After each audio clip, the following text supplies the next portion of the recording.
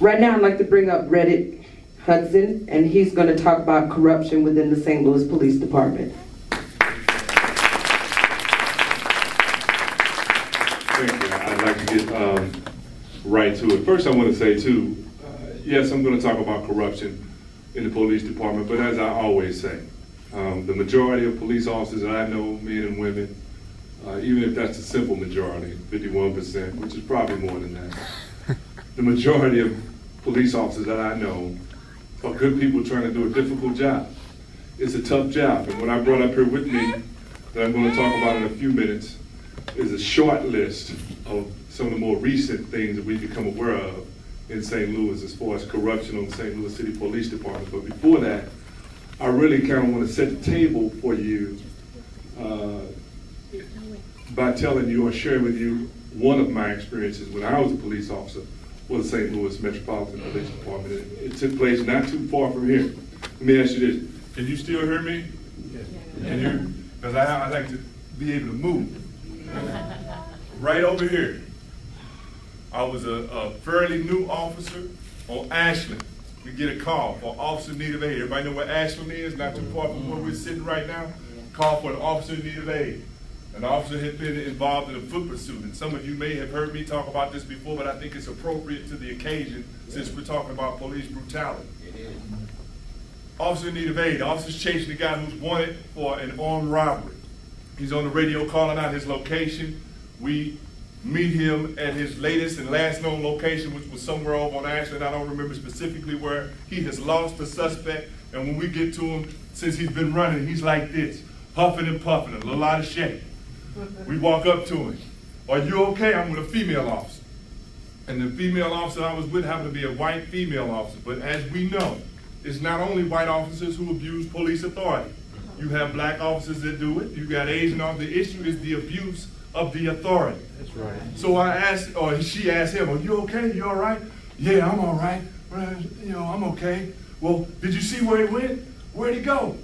And this officer that she asked this question of, since we got there, and they had canceled the aid call, mind you. When we saw that he was okay, the aid call was canceled, but all officers had still continued to proceed to the location because an aid call means that the situation is so serious and potentially deadly that every officer who can hear this transmission stop whatever you're doing and expedite to that guy's location.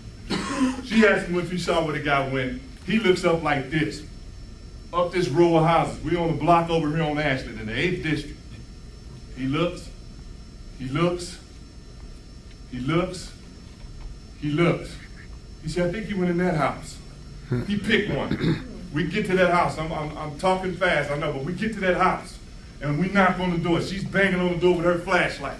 Bam, bam, bam, open this. I'm not gonna use her language, but she was peppering it up and telling whoever was inside, because we didn't know if anybody was home yet, to get to this door to let us in. And I'm standing there, and at that time, I was in much better. I was about 30 pounds heavier than I am now. I was working out every day. I was one of the security for Freeman Bosley, the first African-American man. I was one of his bodyguards, and I was working out there, man. I was in good shape. And I had on a medium short sleeve shirt that was too small for me on purpose just to make me look even. I'll knock you out. So I'm standing there, and somebody comes to the door. We see a shape coming to the door. And the guy gets there, he looks, and he looked at her, and she was just rabid, like, open the door. We know this guy came to your house. And I'm standing there looking like, open the door. So he finally cracked the door, and this is what he said. He said, lady, I don't know what you're talking about. I live here. This is my home. My family lives here. Everybody on this block knows who we are. We've been here for years. So I'm sorry I can't help you, but it's nobody here but me. You got the wrong house and you got the wrong person. I guess that was the wrong answer. And I know you know this story.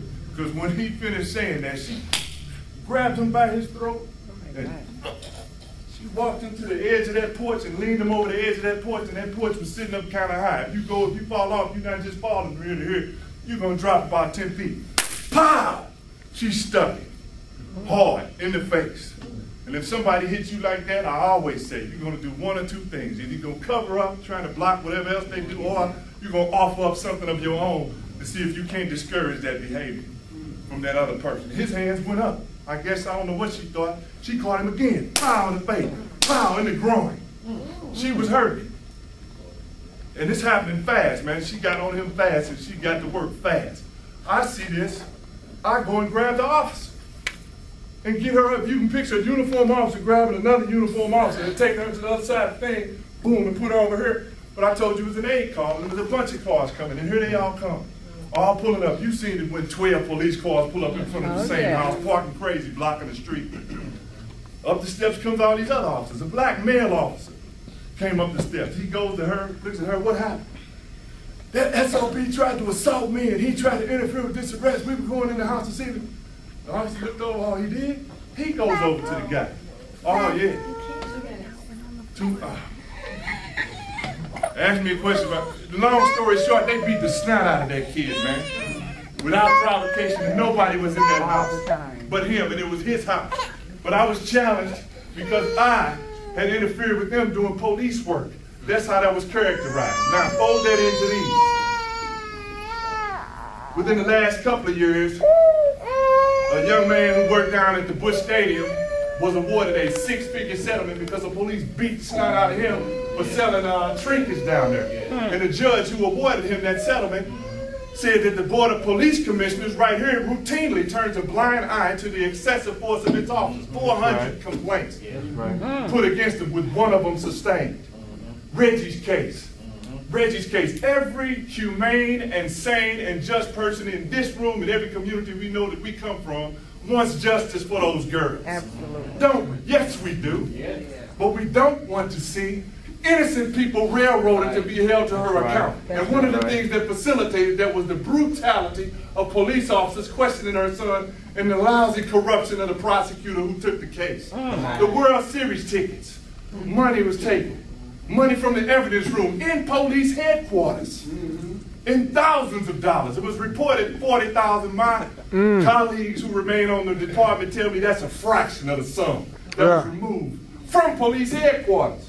The S&H towing scandal, where this same board that I'm talking about hired its own independent investigators to clear them up. That's the case for independent civilian review. That's the case for local control. That's the case for a critical mass of officers on our department challenging the behavior of their colleagues. Yes. I got a lot more I want to say.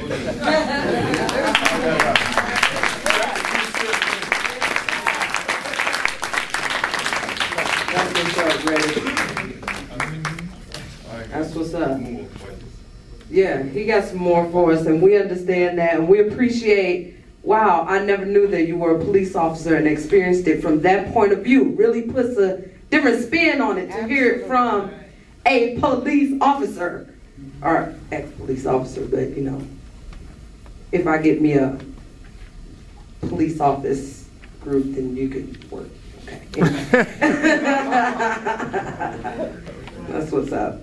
And so to Officer Hall in the back, now you understand, we don't hate cops. He asked earlier, he said, are police officers welcome? Absolutely. Most definitely, most definitely. Those who are upholding the law and not going beyond it.